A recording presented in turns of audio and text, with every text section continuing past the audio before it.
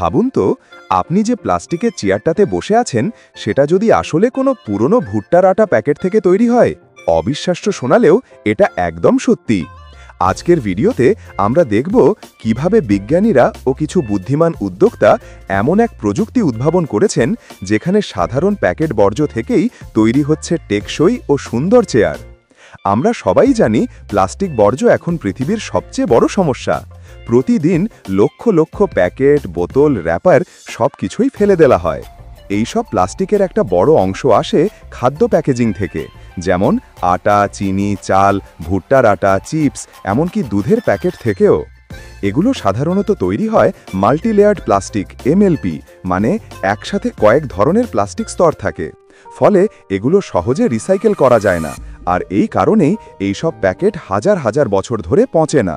ফলাফল, পৃথিবী ভরে যাচ্ছে প্লাস্টিক বর্জ্যে। নদী, মাঠ, সমুদ্র, কোথাও জায়গা নেই। ঠিক তখনই একদল প্রকৌশলী ও পরিবেশপ্রেমী মানুষ ভাবল, এই বর্জ্য যদি নতুনভাবে ব্যবহার করা যেত। তারা গবেষণা শুরু করে ভুট্টার আটা প্যাকেট, চাল বা ময়দার প্যাকেট নিয়ে। তারা দেখতে পেল এই প্যাকেটগুলোর ভেতরে থাকা প্লাস্টিক স্তরগুলোকে যদি আলাদা করে গলানো যায়, তাহলে সেটা থেকে তৈরি করা যায় নতুন প্লাস্টিক পদার্থ, যা দিয়ে বিভিন্ন জিনিস তৈরি সম্ভব।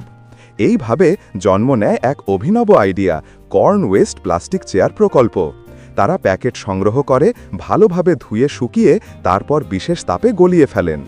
গলানো প্লাস্টিকের সঙ্গে মেশানো হয় কিছু ইকো ফ্রেন্ডলি রাসায়নিক উপাদান, যা এটাকে আরও মজবুত করে। শেষমেশ সেই তরল প্লাস্টিক ছাঁচে ঢেলে তৈরি করা হয় চেয়ার, টেবিল, এমনকি স্কুল বেঞ্চ পর্যন্ত। এই চেয়ারগুলো দেখতে একদম নতুন চেয়ারের মতো। রং, চকচকে ভাব, ডিজাইন সবকিছুই সুন্দর ও টেকসই। সবচেয়ে অবাক করা বিষয় হলো এগুলোর মান সাধারণ বাজারের প্লাস্টিক চেয়ারের থেকেও অনেক ভালো।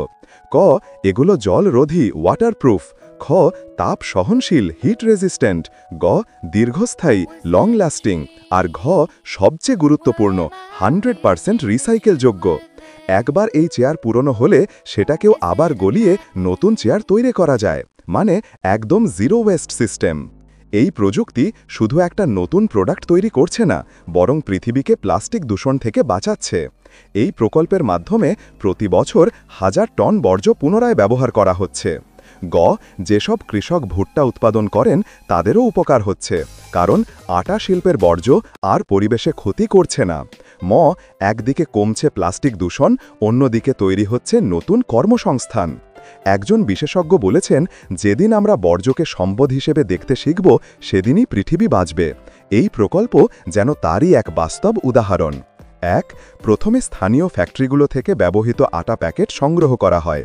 2, এগুলো ধোয়া ও শুকানো হয় যাতে ভেতরের ময়লা, তেল বা আটা না থাকে।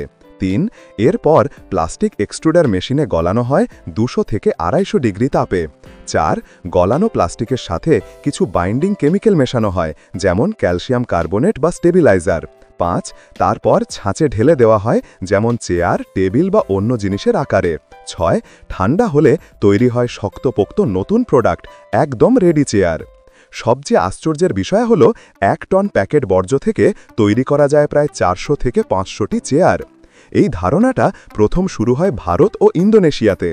ভারতের কিছু রাজ্যে ইতিমধ্যেই স্কুল, পার্ক ও অফিসে এই ধরনের চেয়ার ব্যবহার শুরু হয়েছে। চীনেও কিছু কোম্পানি এই মডেলে কাজ করছে।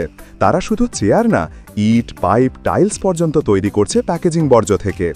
বাংলাদেশেও যদি এই প্রযুক্তি চালু হয়, তাহলে বছরে লাখ লাখ টন বর্জ্য রিসাইকেল করে মূল্যবান পণ্য তৈরি করা সম্ভব। বিশেষজ্ঞদের মতে এই ধরনের ওয়েস্ট টু প্রোডাক্ট আইডিয়া ভবিষ্যতে পুরো শিল্পজগৎ বদলে দিতে পারে। যেভাবে আজ চেয়ার তৈরি হচ্ছে, কাল হয়তো ভুট্টার প্যাকেট থেকে গাড়ির বডি বা বাড়ির নির্মাণ সামগ্রী তৈরি হবে। এটা শুধু একটা উদ্ভাবন না, এটা এক নতুন চিন্তার দিগন্ত। বর্জ্য নয়, সম্পদ। তাই পরের বার আপনি যখন একটা আটা প্যাকেট ফেলে দেবেন, তখন একবার ভেবে দেখবেন, এই প্যাকেটটি হয়তো কোনোদিন এক চেয়ারে পরিণত হবে, যেটায় কেউ বসে স্বপ্ন দেখবে এক সবুজ পৃথিবীর। যদি আপনি এমন আরও অবিশ্বাস্য প্রযুক্তি জানতে চান, তাহলে ভিডিওটি লাইক ও শেয়ার করুন আর কমেন্টে লিখুন, হ্যাঁ, আমি বর্জ্যকে সম্পদে পরিণত করতে চাই। সবাই ভালো থাকবেন, সুস্থ থাকবেন। খোদা হাফেজ।